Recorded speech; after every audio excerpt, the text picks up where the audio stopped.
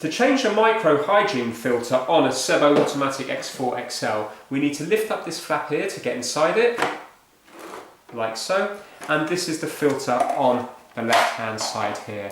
So simply all we have to do is pull it from the bottom here and pull it outwards, and you will see it will come out and you can see how much dirt it's got on it. We're now going to get the new one and we're going to just lift this lever up here and just hold it on that side there to get it out of the way. We're then holding it from the bottom again, and you see that there's two little grooves for this grey thing to slide into. So we're sliding it into the grooves like so and just pushing it all the way home like that. And now that is in its place, we'll just line up the 3 tabs at the bottom to get the cover back on, making sure that this is in the up position, close it and then put that down, and that is how you change the filter. Thanks for watching.